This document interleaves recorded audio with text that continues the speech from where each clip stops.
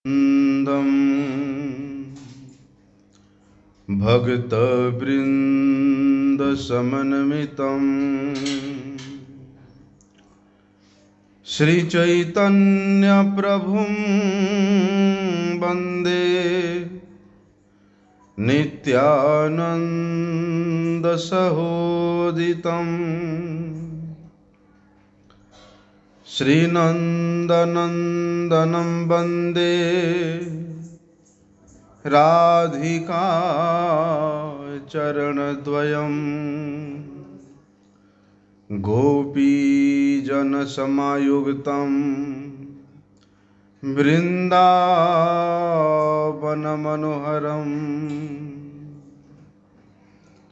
गुरवे गौरचन्द्राय राधिकाय तदालये कृष्णाय कृष्णभक्ताय तद्भक्ताय नमो नमः। वाञ्छाकल्पतरुर्भ्यश्च कृपा सिन्धुभ्य एव च पतितानां पावनेभ्यो वैष्णवेभ्यो नमो नमः। पतित पावन परम करुणामय परम आराध्यतम गुरुपाद पद्म नित्य लीला प्रविष्ट ओम विष्णुपाद परमहंस परिव्राजकाचार्य वर्ज्य अष्टोत्तर शत श्री श्रीमद् शिल भक्ति वल्लभ तीर्थ गोस्वामी गुरु महाराज जी के श्री अभय चरण कमल में अनंत कोटि साष्टांग दंडवत प्रणाम करते हुए उनकी अहेतु की कृपा प्रार्थना करता हूँ। परम आराध्यतम शिक्षा गुरुपाद पद्म नित्य लीला प्रविष्टोम विष्णुपाद परमहंस श्रील भक्ति विज्ञान भारती गोस्वामी महाराज के चरण कमल में अनंत कोटि साष्टांग दंडवत प्रणाम करते हुए उनकी अहेतु की कृपा प्रार्थना करता हूँ।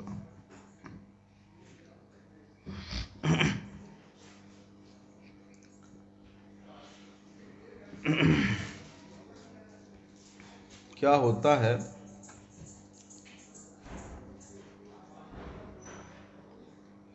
बिना किसी कारण से दूसरे का चर्चा करना, वो दरवाजा बंद कर, ये भक्ति के अत्यंत विरोधी है। बहुत से लोग क्या करते हैं, अपनी आत्म प्रतिष्ठा स्थापन करने के लिए, प्रतिष्ठा पाने के लिए, अपने आप को एक लीडर के रूप में दिखाने के लिए वो लोग दूसरे का निंदा करते हैं, परचर्चा करते हैं। कोई कोई दूसरे के प्रति स्वाभाविक रूप से ईर्ष्यालु होकर के, दूसरे की उन्नति को देख करके, दूसरे के प्रतिष्ठा को देख करके, अर्थात ईर्ष्यालु होकर के वे दूसरे की निंदा करते हैं, दूसरे की चर्चा करते हैं। तो कहते हैं कि इस प्रकार किसी भी प्रकार से हो, जो लोग दूसरे के चर्चा करने में ही मस्त रहते हैं, बोलते उनका चित्त वृत्ति कभी भी भगवान श्री कृष्ण के चरणारविंद का स्पर्श तक नहीं कर पाता। वास्तव में प्रत्येक साधक का, प्रत्येक भक्त का उद्देश्य होता है कि वे अपने चित्त को, अपने बुद्धि को भगवान के श्री चरण में स्थिर करना। और जिसका चित्त वृत्ति भगवत पाद पद्म स्थिर हो जाता है, एकनिष्ठ हो जाता है, उसका चित्त में फिर दूसरे का चर्चा करना, दूसरे का आलोचना करना, दूसरे का निंदा करना, ये सब के प्रति कोई अवकाश ही नहीं मिलता है। इसलिए जिसका मति भगवत पाद पदों में लग चुका है, उसका मति फिर संसार के किसी का चर्चा करने में नहीं लग सकता।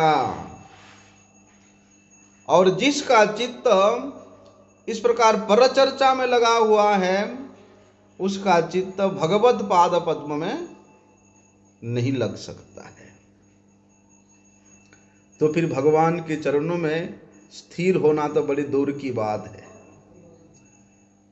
इसलिए हमारे गोस्वामी गणों ने जो भक्ति का साधना करने वाला साधक है, उसके लिए सबसे पहले क्या निर्देश देते हैं कि परचर्चा का परित्याग करना, दूसरे के निंदा का परित्याग करना, दूसरे के बारे में ईर्ष्या का परित्याग करना, ये साधक का परम कर्तव्य, प्रधान कर्तव्य है। लेकिन कुछ परचर्चा ऐसी भी है जो भक्ति के अनुकूल है, और वो परचर्चाएं भक्त लोग भी क्या करते हैं, देखो कैसी परचर्चा। परचर्चा इतनी बुरी चीज है कि ये भगवान के पाद पद्म से जीव के मति को कोसों दूर फेंक देता है। लेकिन कुछ परचर्चा ऐसे होती है जो कि भक्ति के अनुकूल है। ऐसे परचर्चाएं बुरी नहीं होती। भाई, दूसरे का चर्चा करना तभी तो आदमी परिपूर्ण रूप से त्याग सकता है जब वे समाज से निकल करके वनवास में चले जाए, वन में चले जाए, जहां वो अकेले रहे, एकांत में रहे हैं?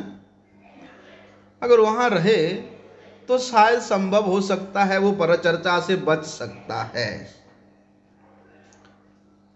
लेकिन भक्ति साधना करने वाला वनवासी केवल नहीं होता, केवल गृहत्यागी नहीं होता, भक्ति साधना करने वाला गृहस्थ भी होते हैं, गृही भी होते हैं।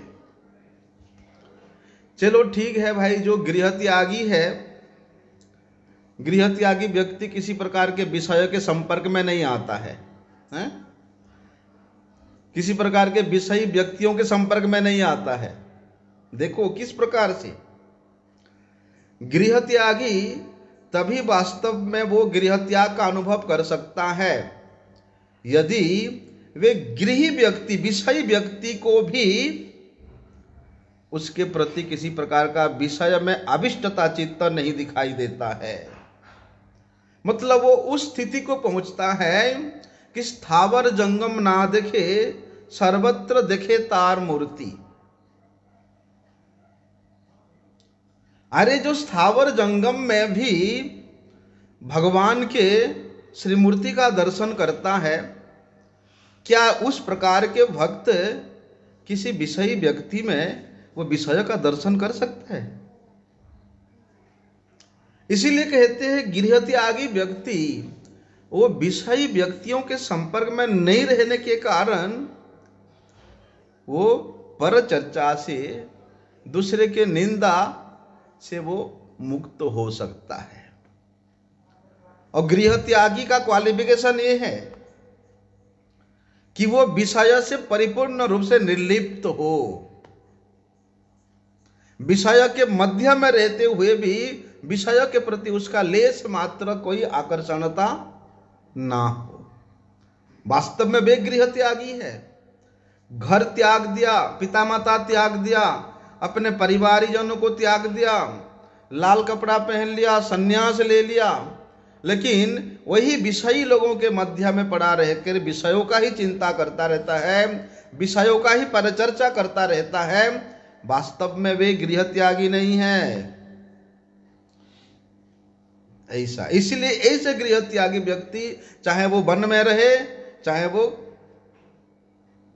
घर में रहे। घर में रहने वाला किस प्रकार से गृहत्यागी हुआ भैया? गृह में रहने वाला किस प्रकार से गृह त्यागी हुआ? बोलते गृह का किसी प्रकार के कोई भी क्रिया के प्रति उसका आकर्षणता लेश मात्र भी नहीं है। इसलिए श्रीमन महाप्रभु जी का निर्देश क्या था, चाहे गृह था को बने था को सदा हरि बलि डाको। इसलिए कौन व्यक्ति कितनी परिमाण में श्री हरि चिंतन में लगा हुआ है, उसका वही परिमाण उसको बता देता है कि यह व्यक्ति गृही है या गृह त्यागी है। किंतु जो गृह व्यक्ति है भैया, उसके तो बहुत काम होता है, उसको पैसे भी कमाना होता है, पैसे संचय भी करना होता है, उसके कुटुंब का भरण पोषण भी करना होता है, बच्चों का शादी ब्याह भी बहुत कुछ काम करना पड़ता है। तो एक गृह व्यक्ति के लिए वो अथवा यद्यपि वो चाहे कि मैं परचर्चा नहीं करूंगा, लेकिन ये सब काम धन उपार्जन करना, संचय करना, अपने पारिवारिक कुटुंबजनों का भरण पोषण करना, ये सब करते करते कहीं ना कहीं से उसका परचर्चा हो ही जाता है। वो परचर्चा को त्याग करने में असमर्थ हो जाता है। उसके लिए क्या करना पड़ेगा कि कृष्णेर संसार करो छाड़ी अनाचार। अनाचार से परिपूर्ण रूप से मुक्त होकर के कृष्ण के संसार में वास करना ही एकमात्र इसका सद उपाय है, जिस उपाय का अवलंबन करके जीव दूसरे के निंदा चर्चा से मुक्त हो सकता है। बोलते जितने भी विषय का कार्य है, संसार का घर का कार्य है, उन सभी कार्यों को यदि कोई कृष्ण के साथ संबंध जोड़ दे, कृष्ण संबंधी होकर के करे, तो ठीक है, वहां पर परचर्चा होगा, लेकिन जितना जरूरत है, जितना अनिवार्य है, जितना आवश्यकता है उतना होगा, उतनी परचर्चा करे। लेकिन वहां कृष्ण संबंधी होकर के, और कृष्ण संबंधी होकर के जो परचर्चा होता है वो अमंगल नहीं है, उसका हमारे महाजनों ने निषेध नहीं किया है। बेकार के फालतू में दूसरे का चर्चा करना, दूसरे के निंदा में लगे रहना, इसी से हमेशा दूर रहना चाहिए। क्या होता है, कई बार गुरु शिष्य को वास्तविक जो विषय का क्या वास्तविक रूप है, सांसारिक विषय का क्या वास्तविक स्थिति है, उसका ज्ञान देने के लिए, उसका उपदेश देने के लिए प्रसंगवश कुछ स्थान पे वहां दूसरे का चर्चा करने का आवश्यकता पड़ती है।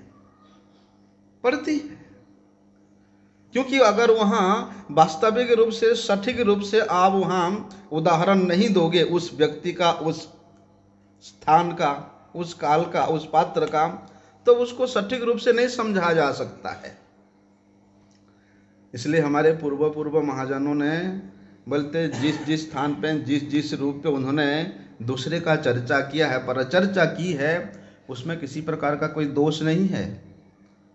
सुखदेव जी ने किया है भैया श्रीमद् भागवतम में, विषयी लोगों का क्या चरित्र है उसका आलोचना किया है कि निद्रया हिलिये नक्तम व्यवाएन चबावयः दिवाचार्थया राजन कुटुंब भरणेन वा देहापत्य कलत्रादिषु आत्मसैन्यस्वसत्स्वपि तेषां प्रमत्तो निधनम पश्यन्नपि न पश्यति।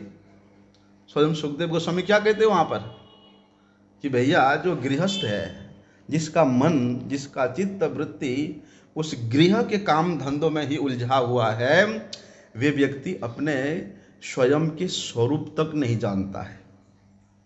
फलस्वरूप क्या होता है, उसकी सारी की सारी आयु यूं ही बीत जाती है। पूरी रात तो उसने नींद में और अपनी आनंद में बिता देता है, और पूरे दिन धन के कमाई में हाय हाय करते करते और कुटुंबियों के भरण पोषण में उसका पूरा दिन समाप्त हो जाता है। इसलिए कहते हैं ना, संसार में जिसका जितना अधिक घनिष्ठ संबंध या घनिष्ठ संबंधी कहा जाता है, किसको कहा जाता है? पत्नी हो, पुत्र हो, पुत्री हो, हैं? ये तो सबसे घनिष्ठ है। लेकिन वास्तव में ये सद नहीं है, ये असद घनिष्ठता है। और जहां असद के प्रति घनिष्ठता है उसका परिणाम भी अमंगल ही होता है। लेकिन कहते हैं इस असद वस्तुओं के प्रति आकर्षित होकर के जीव मोह के कारण वो पागल होकर के दिन रात उन असत व्यक्तियों के लिए वो डोलता रहता है, परिश्रम, गधे जैसा परिश्रम करता रहता है। इसलिए सुखदेव गोस्वामी जी ने वहां प्रसंगवश ये विषयी लोगों का चर्चा किया है, निंदा किया है।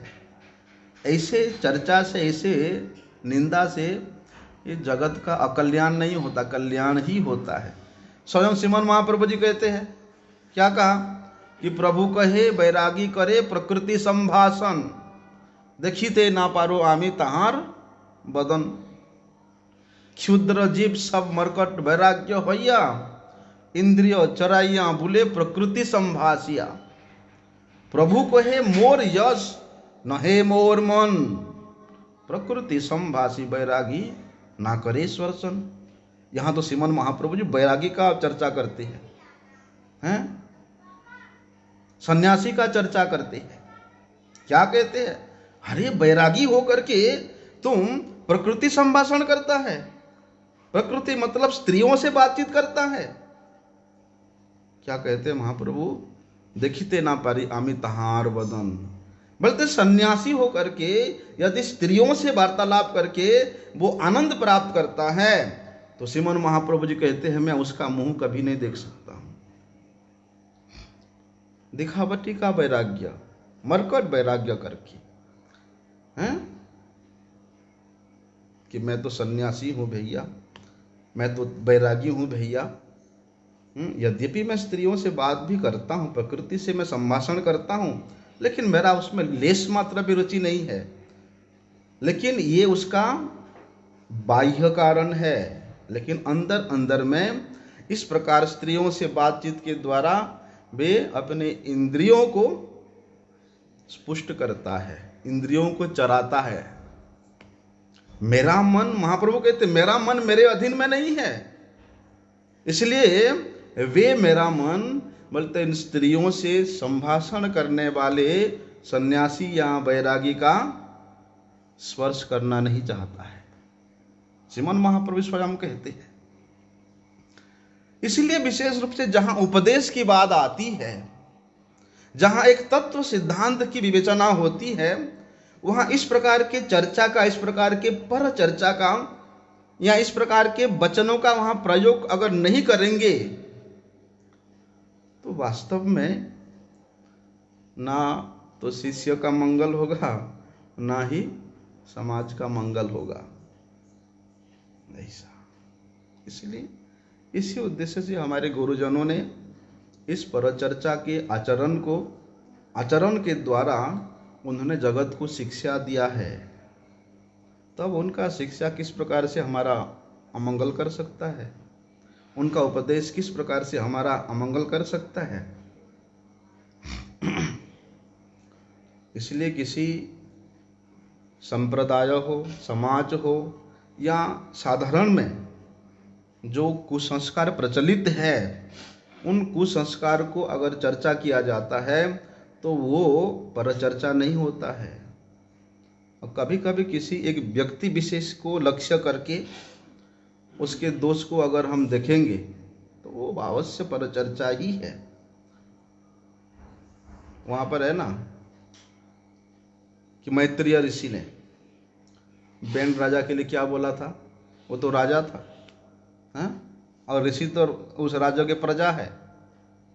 राजा का चर्चा किया उन्होंने कि इत्थम विपर्जयम मति ही पपियान उत्पथम गतः अनुनीयमानम स्तत्यांचाम न चक्रे भ्रष्ट मंगलः।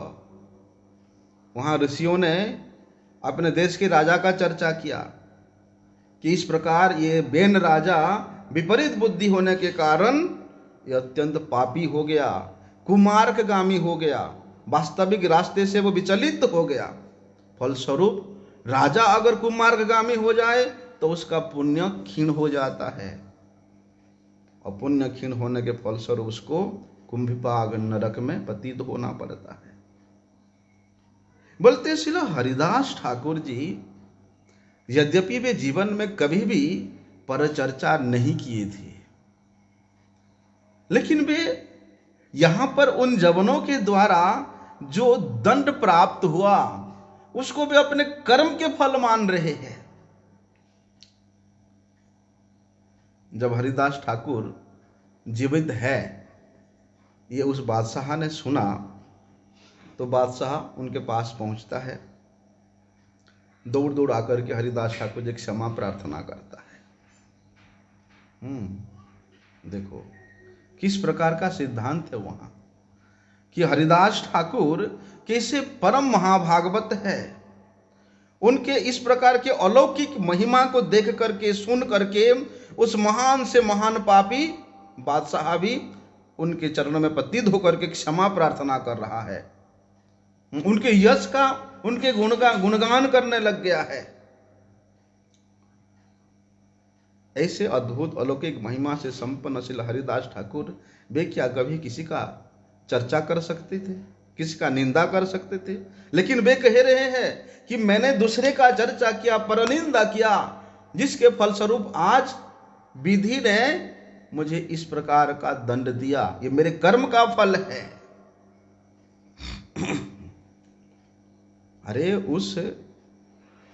उस बादशाह वे तो विष्णु वैष्णव के विरोधी महापापी व्यक्ति था, लेकिन उसने हरिदास ठाकुर जी के ऐसे क्षमा गुण को देख करके, उनके ऐसे अलौकिक सहिष्णुता के ज्वलंत आदर्श को देख करके उनके प्रति आकर्षित हो गया, मुग्ध हो गया।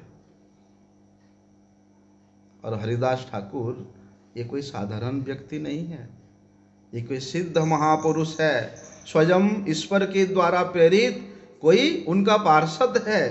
ऐसा जान करके वे उनके चरणों की पूजा करने लगता है। केवल पूजा किया इतना नहीं, उसने अपने किए हुए इस कर्म के लिए वे महापाषंडी, महाअपराधी, वे अनुताप के अग्नि में दग्ध होकर के बार बार अपने अपराधों की क्षमा की याचना कर रहा है। उनके चरण कमलों की वंदना करते करते वो थकता नहीं है। वहां पर हरिदास ठाकुर जी ने उस बादशाह को कृपा किया, और दूसरे दूसरे जो भी मुसलमान थे उन सब पर उन्होंने कृपा करके बड़े उच्च स्वर से हरि नाम करते करते हरिदास ठाकुर फुलिया में उन ब्राह्मणों की सभा में उपस्थित होते हैं।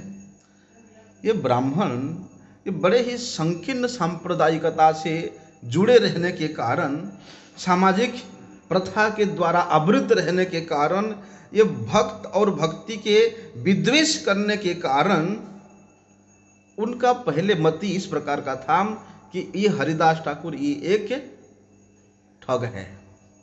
लेकिन अब उनके ऐसी अलौकिक महिमा को देख करके, श्रवण करके वे ब्राह्मण भी आज हरिदास ठाकुर जी को एक शुद्ध भक्त के रूप में स्वीकार करते हैं। उनके शुद्ध भक्ति के प्रति आकर्षित हो करके वे मर्यादा संपन्न ब्राह्मण क्या कर रहे हैं, हरिदास ठाकुर जी का दर्शन करके बहुत आनंदित होकर के आज जोर जोर से वे हरिनाम संकीर्तन कर रहे हैं। और उन जिन ब्राह्मणों ने पहले इतना घोर विरोध किया था, विद्वेष किया था, आज वे हरि संकीर्तन कर रहे हैं, वो भी उच्च स्वर से। उसको देख करके हरिदास ठाकुर अत्यधिक आनंदित होकर के वे नृत्य करने लगते हैं। और केवल नृत्य नहीं, नृत्य करते करते इस प्रकार के भाव के विकार में आविष्ट हो गए। उनके शरीर में अश्रु, पुलक, हास्य, मूर्छा, हुंकार, ये जो अष्ट सात्विक विकार है वो प्रकट हो गया, दिखने लगे। अरे भाई भला क्यों नहीं होगा? प्रेम रस के समुद्र में जो गोता लगा रहे हैं, बार बार हरिदास ठाकुर जी भूमि पर गिर रहे हैं, बार बार मूर्छा को प्राप्त हो रहे हैं, बार बार हुंकार कर रहे हैं, ऐसी अवस्था को देख करके वे ब्राह्मण भी आज अत्यधिक आनंद के अनुभव कर रहे हैं। कुछ क्षण पश्चात हरिदास ठाकुर जी शांत होकर के बैठ जाते हैं और सभी ब्राह्मण चारों तरफ से उनको घेर करके बैठ जाते हैं। देखो, उन ब्राह्मणों को हरिदास ठाकुर जी क्या कहते हैं कि अपने आप को कर्मफल के भोगी, एक सामान्य, एक बद्ध जीव मान करके अत्यंत दीनतापूर्वक वे कह रहे हैं। क्या हरिदास ठाकुर उनको कभी कर्म का फल आबद्ध कर सकता है? क्या वे वास्तव में एक बद्ध जीव थे? क्या वास्तव में सामान्य जीव थे? लेकिन उनका दीनता ऐसा है, ऐसा दीनता। कहते हैं कि हे ब्राह्मणगण, मुझे जो दंड मिला है, इन बादशाह के प्रहरियों ने 22 बाजार में घुमा घुमा के मुझे दो कोड़े मार मार के जो दंड दिए हैं, इसके लिए आप लोग दुखी नहीं होना। क्यों? क्योंकि वास्तव में ये जो दंड मुझे मिला है, ये मेरे अपराध के कारण मिला है। मैंने क्या अपराध किया? मैंने दूसरे का निंदा किया, दूसरे की निंदा को सुना, बल्कि भगवान के निंदा को सुन करके भी इतना भयंकर अपराध किया मैंने। बल्कि जब वे उन मुसलमानों के सभा में पहुंचे, सारे मुसलमानों के जो मुख्य सेनापति मंत्री थे, उन्होंने 1000 प्रयास किया भगवान को नीचा दिखाने के लिए, और अपनी अल्लाह को ऊंचा दिखाने के लिए उन्होंने भगवान का भरपूर निंदा किया। लेकिन हरिदास ठाकुर जी कहते, मैं वहां खड़े खड़े वे सब सुन रहा था, और वे सुनने का मैंने जो भयंकर अपराध किया था, उसी का फल मुझे भगवान ने कूड़ा के माध्यम से दिया है। 22 बाजार में घुमा घुमा के कूड़ा के माध्यम से भगवान ने उसका फल मुझे दिया है। लेकिन ये तो भगवान की विशेष कृपा है कि उन्होंने मुझे बहुत ही थोड़ा सा दंड देकर के मुझे क्षमा कर दिया। हाय हाय, 22 बाजारों में घुमा घुमा के इतना हम पिटाई करते थे, हैं? वो जो चाबुक है ना, जब उनके शरीर से लग करके बाहर आता था तो ऐसे खून छिटकता था। फिर भी हरिदास ठाकुर जी कह रहे हैं कि भगवान इतनी कृपालु है कि वे दया करके मुझे बहुत थोड़ा सा दंड देकर के मुझे क्षमा कर दिया है। नहीं तो मैंने जो अपराध किया, भगवान के निंदा श्रवण करने का जो अपराध किया है, उसका फल तो सीधे सीधे कुंभिपाक नरक ही है। कहते हैं वहां पर, ठीक है, भगवान ने मेरे कर्म का, मेरे अपराध का उचित दंड दिया है, और ऐसा दंड दिया है कि उस दंड को याद करके फिर मैं दोबारा कभी ऐसा अपराध ना करूं। देखो क्या था हरिदास ठाकुर जी क्या बोलना चाहते थे। जगत गुरु श्रील भक्ति सिद्धांत सरस्वती प्रभुपाद जी हरिदास ठाकुर जी के इस वाणी के तत्व को निकालते हुए कहते हैं, क्या हरिदास ठाकुर वे अपने मन ही मन चिंता कर रहे थे। क्या चिंता कर रहे थे? कि मैंने अपने पहले पहले जो जो कर्म किया, क्या क्या कर्म किया, वो मैं जानता हूं। बोलते उन कर्मों के दोष के कारण मुझे इस प्रकार के उस दंड स्वरूप भगवान दंड पाणी मुझे दंड दिए। बोलते ऐसा अपराध क्यों किया मैंने? बोलते पहले पहले मेरा ऐसा कर्म था जिसके जिस कर्म के फलस्वरूप मुझे उन भक्ति विरोधी जवनों के मुख से मेरे आराध्य प्रभु के निंदा को मुझे सुनना पड़ा। ये जो निंदा सुना, बोलते ये भी मेरे पहले कर्मों का, प्राचीन कर्मों का फल था। और मैंने वहां पर क्या किया?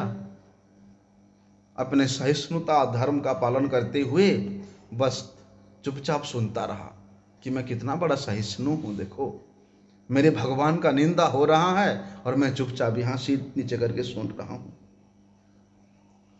कह रहे हरिदास ठाकुर जी, बोलते उस सहिष्णुता धर्म का पालन करते हुए मैंने उस भागवत विद्वेषी व्यक्तियों के मुख से इस कर्कश वाणी को श्रवण करके भी मैं किसी प्रकार का कोई प्रतिकार नहीं कर पाया। इसलिए भगवान ने मेरे प्रति इस प्रकार के जो दंड विधान किया है, वास्तव में वे ठीक ही किया है, उचित ही किया है। होता क्या है,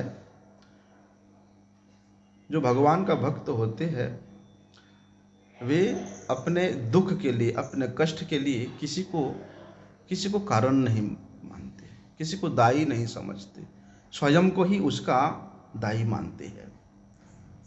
तत्ते अनुकंपाम सुसमीक्ष्यमानो भुंजान एवात्म कृतम विपाकम हृदबाग वपुभीर विदधन नमस्ते जीवे तजो मुक्ति पदे सदाय भाग। बोलते भक्त अपने जीवन में जितने भी क्लेश आता, विपत्ति आता है, बोलते उन विपत्तियों को अपने द्वारा किए गए कर्मों का फल ही समझता है। यहां तक समझता है महाराज कि धर्मस्य ह्यपवर्गस्य नार्थो अर्थो उपकल्पते। क्या कहते हैं? अरे अपवर्ग तक जो धर्म है उसका भी फल अर्थ नहीं हो सकता। मतलब बोलते हैं अपवर्ग के स्थानों तक पहुंचने के बावजूद भी या भक्ति के अवांतर फल स्वरूप उसको जो सुख मिलता है, या भक्ति करते करते अपराध के फल स्वरूप उसको जो दुख मिलता है, बोलते उसको भी वे क्या समझता है? भगवान का कृपा समझता है। सुखे दुखे समय कृत्वा लाभा लाभो जया जयो।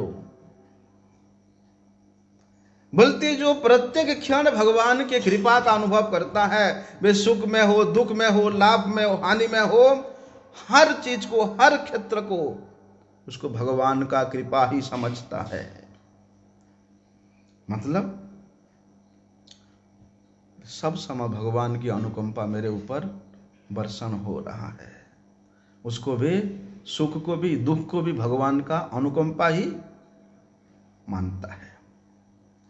जैसे कोई पिता अपने पुत्र को कृपा करके उसको समय समय पर दूध भी पिलाता है और कभी कभी उसको कड़वा नीमरस भी पान कराता है। कभी कभी अपने पुत्र को वो आलिंगन भी करता है, चुम्बन भी करता है, और कभी कभी उसको थप्पड़ भी लगाता है, डंडा भी मारता है। बोलते ठीक उसी प्रकार भक्तों की भी भावना होती है कि मेरा किस में हित होगा, किस में अहित होगा, वे मेरे परम पिता, मेरे प्रभु ही जानते हैं। मैं कुछ नहीं जानता। वास्तव में जो भगवान का भक्त होता है उनके प्रति ना काल की, ना कर्म की किसी का भी अधिकार नहीं होता है। वे सबसे परे होते हैं। ना कर्म फल के द्वारा वे कष्ट भोगते हैं और ना ही पुण्यों के द्वारा वे स्वर्ग प्राप्त करते हैं। पुण्य का भी अधिकार नहीं है भक्तों के ऊपर अपना अधिकार साब्यस्त करना, ना तो काल की अधिकार है। भक्त पाप से और पुण्य से भी विनिर्मुक्त होता है। अगर पुण्य का आशा रहेगा फिर वो निष्किंचन भक्त नहीं हो सकता है। अरे पुण्य की तो बात छोड़ो, मोक्ष पद प्राप्त करने का भी इच्छा होगा तो भी वो निष्किंचन भक्त नहीं हो सकता है। इसलिए भगवान कृपा करके भक्त को सुख भी देते हैं और दुख भी देते हैं। भगवद इच्छा से ही जीव को सुख दुख भोग कराते हैं और अपनी सेवा भी कराते हैं। ऐसे नहीं कि सुख दुख ही दे दिया, भगवान उसको अपना सेवा भी प्रदान करते हैं। वो आता ना क्या है वो, यथा चरेत बाल हितम, जिस प्रकार से उस पिता अपने बालक के हित के लिए सुष्ठु आचरण करता है, उसका हिताहित का विचार करके उसके प्रति उस प्रकार का आचरण करता है, वैसे भी हे प्रभु आप ही मेरे हित के लिए उस प्रकार का आचरण करने वाले हैं। पृथु महाराज ने प्रत्येक दिन भगवान का प्रार्थना करते करते भगवान से निवेदन करते थे। शरीर मन वाणी प्रत्येक इंद्रियों के द्वारा भगवत पाद पद्म में शरणागत होकर के उन्होंने कितना सहज रूप से सरल रूप से अपना जीवन धारण करते थे। और मुक्ति पदे सदाय भाग, उन्होंने उस मुक्ति पद भगवान वैकुंठ नाथ को प्राप्त किया कि नहीं। बोलते ऐसे जो भक्त होते हैं कि प्रत्येक दशा में भगवत कृपा का अनुभव करते हुए मुक्ति पद भगवान के चरणों में शरणागत होकर के उनका ही गुणगान श्रवण करते हैं, उनका ही गुणगान कीर्तन करते हैं, उनका ही यश का स्मरण करते हैं, वे व्यक्ति उस मुक्ति पद भगवान के चरणों को प्राप्त कर लेते हैं। जिस प्रकार मर जाने से नहीं होगा भाई, पिता के संपत्ति को प्राप्त करने के लिए पुत्र को जीवित रहना पड़ेगा। अगर पुत्र ही मर गया तो फिर संपत्ति कहाँ से मिलेगा? ठीक उसी प्रकार उस मुक्ति पद भगवान के चरणों को प्राप्त करने के लिए इस भजन के मार्ग में लगे रहना पड़ेगा। भजन छोड़ दोगे तो मिलने वाला नहीं है ऐसा।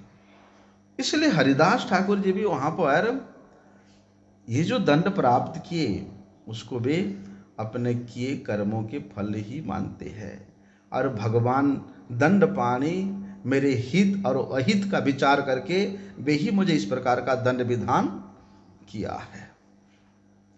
देखो वास्तव में जो भक्त भगवान के प्रति इस प्रकार के विद्वेषपूर्ण बातों को श्रवण करता है, भगवान के निंदा श्रवण करके अपने आप को बड़ा सहिष्णु दिखाने के लिए किसी प्रकार का कोई वहाँ प्रतिकार नहीं करता, कहते हैं उसके लिए भगवान सबसे बड़ा दंड देते हैं कि तुम मेरा अनुचर मेरा भक्त होकर के मेरा निंदा हो रहे सामने और तुम चुपचाप खड़े हो। बड़ा दिखाने आया कि मैं कितना सहिष्णु हूँ, चुपचाप सुन रहा हूँ। वास्तव में जो प्राकृत सहजिया लोग होते ना, वो लोग क्या करते हैं, हरि गुरु वैष्णवों की भगवान की निंदा को श्रवण करके भी हैं अपना वो जो जघन्य कपटता है, ये कपटता है कुछ नहीं बोलना, और छोटा मोटा कपटता नहीं है, बड़ा कपटता है। हाँ, हरि गुरु वैष्णवों की हैं निंदा को सुन करके चुपचाप वहाँ रह जाना, ये सबसे बड़ा कपटता है। प्राकृत सहजिया लोग उस कपटता को बोलते ये तो वैष्णवाचार है, उसी को वैष्णवाचार के रूप में प्रतिपादित करने का प्रयास करते हैं, लेकिन वास्तव में ये वैष्णवाचार नहीं है, ये तो उनके लिए भीषण दुर्दशा प्राप्त करने का एक मार्ग है।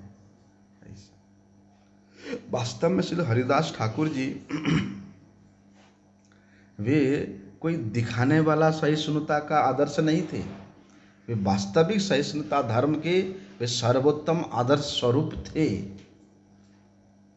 उनके उस सहिष्णुता में किसी प्रकार के कोई कपटता नहीं था, किसी प्रकार के इस प्राकृत सहजिया संप्रदायों के द्वारा आवृत भावना नहीं था। लेकिन हरिदास ठाकुर जी ने इस जघन्य कपटी प्राकृत सहजिया गणों को इस कृत्रिम अनुकरण को हटाने के लिए, उनको दिखाने के लिए उन्हें इस प्रकार का आचरण किया, जिससे भैया इस प्रकार के आचरण करने वालों को क्लेश तो मिलना ही चाहिए, मिलेगा ही मिलेगा। क्या होता है, जो महाभागवत होते हैं, जो परमहंस वैष्णव होते हैं, वो हमेशा ये निंदा से ऊपर होते हैं। उनका हृदय निंदा इत्यादि से शून्य होता है, स्तुति स्तुति आदि से भी शून्य होता है। कोई उनका निंदा करे, कोई उनका स्तुति करे, वे प्रसन्न चित्त है। निंदा स्तुति से वे ऊपर उठ चुके होते हैं। इसलिए दूसरे के द्वारा उनके प्रति अगर कोई उनका निंदा करता है, कोई प्रशंसा करता है, कोई उनका प्रजल्प करता है, कोई उनका चर्चा करता है, उसके प्रति वो ध्यान नहीं देते हैं, क्योंकि वो उससे ऊपर होते हैं। लेकिन जिन प्रभु के चिंतन में वे नित्य निरंतर निमग्न रहते हैं, उन प्रभु के विषय में कोई थोड़ा सा भी उल्टा पुल्टा बोल दे। एक संत रहते थे यहाँ पर बरसाना में, बड़े निर्मला संत, पंजाबी शरीर था उनका, सिद्ध महात्मा थे, कुटिया में रहते थे बेचारे, और हमेशा श्री राधा जी के नाम का जप करते थे। अब प्रचार हो गया भाई सिद्ध महात्मा है, हैं? अब लोगों का तो बुरी आदत है ना, अरे चलो जाके पूछते हैं, कुछ तो हो जाएगा हमारा काम। लोग जाकर के पूछने लगे कि बाबा हमारा काम कब बनेगो, बाबा हमारे छोरी के ब्याह कब होवेगो, बाबा मेरे लाला को नौकरी कब लगेगो, हैं? 2-4 बार लोग पूछने गए, हैं? जैसे ही लोग इस प्रकार का प्रश्न करने जाते, पूछने जाते, 1-2 बार बाबा बोल दिए होंगे, किसी का हो गया होगा, उसके बाद नंबर लग गया, हैं? जैसे ही लोग आगे थोड़ा पूछना शुरू करते हैं, अपना खड़ा उठा करके अपने सिर पे झट झट मारना शुरू कर देते हैं। और अगर कोई आके बैठता है, प्रणाम करते हैं, बाबा कन्हैया का 2-4 बात बताए दे, हैं? राधा रानी का नेक कथा सुनाए दे, बाबा बोलते बैठो बैठो बैठो बैठो बैठो, बड़े प्यार से घंटों चर्चा चलता था। लेकिन संसार की बात कोई पूछे तो शुरू हो जाते, मैं कुछ नहीं बोलते थे, खड़ा उठाया मारना शुरू कर देते, लोग भाग जाते थे देख करके, ऐसा। देखो, लेकिन क्या होता है, ये एक स्थिति होता है। लेकिन जो प्राकृत सहजिया लोग हैं, वो लोग क्या करते हैं, उस प्रकार के उच्च स्थिति को प्राप्त नहीं होते हैं, ना अनुभव होता है, फिर भी वो सहज रूप में, प्राकृतिक रूप में वो दिखाने का प्रयास करते हैं, उन महाभागवत वैष्णवों के जैसा अनुकरण करने का चेष्टा करते हैं। फलस्वरूप उनका वो घृणित आचरण वे कपट में परिवर्तित हो जाता है। इसलिए उनको दुख भोगना पड़ता है, उनको कष्ट भोगना पड़ता है। तो इन कपटी प्राकृत सहजियाओं के अनुकरण करने वाले लोगों को सतर्क करने के लिए, उनको समझाने के लिए हरिदास ठाकुर जी ने एक साधारण व्यक्ति के द्वारा भोगे जाने वाले जो कष्ट है, उस कष्ट को भोगने वाले अपने आप को कर्मफल भोगी के रूप में वहां बोल रहे हैं। इस प्रकार साधारण व्यक्ति कोई कर्म करता है तो उसको उसका फल भोगना पड़ता है, हैं? कि भैया मैंने कर्म किया, मैंने निंदा सुना, जो मुझे कर्म पर मुझे मिल रहा है। तो ऐसे लोगों को शिक्षा देने के लिए, समझाने के लिए हरिदास ठाकुर जी ने एक साधारण व्यक्ति के मापी आचरण कर रहे हैं, शिक्षा दे रहे हैं। वास्तव में भगवान के भक्त के अलावा बाकी सभी कर्मफल के अधीन है। और जहां तक ये प्राकृत सहजिया गणों की बात है, जो अपने आप को बड़े बड़े सखियों के भाव में हैं, कभी कभी तो राधा जी के भाव में भावित होकर के ना जाने कितने कुछ भंगिमा प्रस्तुत करते हैं, बोलते सब कर्म फल के अधीन है। जो हरिनाम का उच्चारण करने वाला, मुक्त कुल उपास्यमानम, मुक्त कुलों के शिरोमणि स्वरूप श्रील हरिदास ठाकुर, वे किस प्रकार के कर्मफल के अधीन हो सकते हैं? जो हरिदास ठाकुर जी बता रहे, मुझे तो मेरे कर्म के फल ही मिला है। रूप गोस्वामी जी ने वहाँ नामाष्टक में क्या बोले हैं? यद ब्रह्म साक्षात कृतनिष्ठयापि बिना समायाति बिना न भोगे अपैति नाम स्फुरणे न तत्ते प्रारब्ध कर्मेति विरोति वेदम। अरे देखो, जो साक्षात ब्रह्म का साक्षात्कार करने वाले व्यक्ति है, ब्रह्म में साक्षात्कार रूप निष्ठा में परिवर्तित प्रतिष्ठित होने वाला व्यक्ति को भी अपने कर्म का फल प्रारब्ध कर्म भोगना ही पड़ता है। उसका भी प्रारब्ध का नष्ट नहीं होता है। लेकिन अपैति नाम स्फुरणे न तत्ते, लेकिन जिसके जिह्वा के अग्रभाग में भगवान के नाम की स्फूर्ति होता है।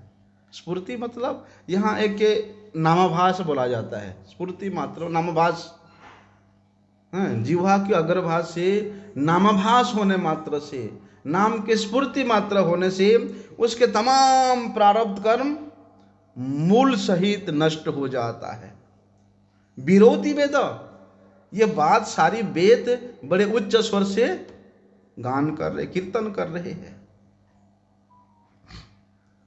इसलिए विष्णु और वैष्णवों के निंदा को श्रवण करने के बाद भी जो मूढ़ व्यक्ति हैं, तरोरपि सहिष्णुना श्लोक के वास्तविक तात्पर्य के विरुद्ध इस प्रकार के आचरण करते हैं, कृत्रिम इस प्रकार के कपट युक्त मृदुता सहिष्णुता का भान करके अपने आप को प्रतिष्ठा के स्तर पे लाने के लिए, एक उन्नत उदार चरित्र के रूप में अपने आप को दिखाने के लिए जो लोग बहादुरी प्रदर्शन करते हैं, वास्तव में भी व्यक्ति महान अपराधी है। ऐसा, और ऐसे अपराध का फल उसको अवश्य भोगना ही पड़ेगा। ये जगत में जड़ प्रतिष्ठा को संग्रह करने के लिए, अपने पदवी को संरक्षित रखने के लिए, जड़ प्रतिष्ठा के द्वारा इंद्रियों को सुख देने का चेष्टा करने वाले वे कभी भी हरि भजन नहीं कर सकते। उनको हरि भजन करने वाला नहीं समझना चाहिए। इसलिए तो जगत गुरु श्री हरिदास ठाकुर जी ने यहाँ पर उन कपट दैन्य का आचरण करने वाले मूर्ख व्यक्तियों के लिए वे उनको शिक्षा देने के निमित्त दैन्यतापूर्वक क्या कह रहे हैं कि मुझे अपनी कर्म का फल मिला।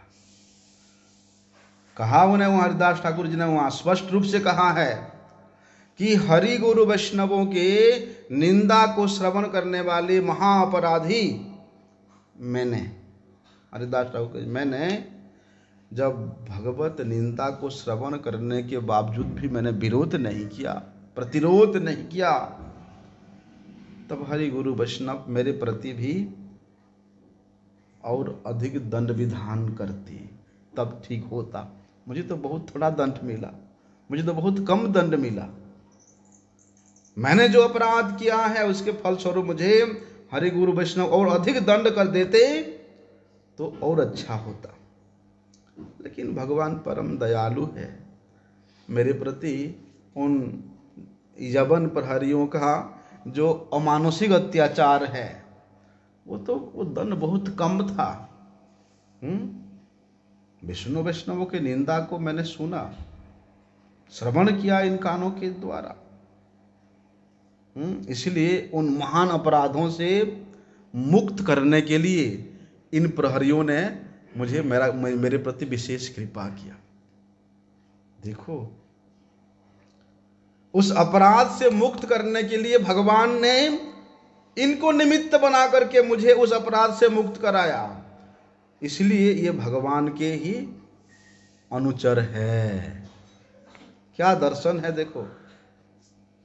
और इन प्रहरियों ने मुझे जो प्रहार किया, इन प्रहार में उनको अमंदो दया प्रतीत हो रहा था। उनके उस एक एक कूड़ा में मुझे अकारण दया का ही प्रतिभाद हो रहा था। आहा, क्या दया, क्या कृपा है देखो। और कहते हैं उसी में मुझे सुख, जो सुख की अनुभूति होती थी उस कूड़ा प्राप्त मिलने में मुझे जो आनंद की प्राप्त होती थी, जो संतोष की प्राप्त होती थी, मैं उसको क्या बखान करूं। तत्ते अनुकंपम समीक्षमानो। आगे का विषय कर सब वंशा कल्पतरुभ्यश्च कृपा पतितानां पावनेभ्यो वैष्णवेभ्यो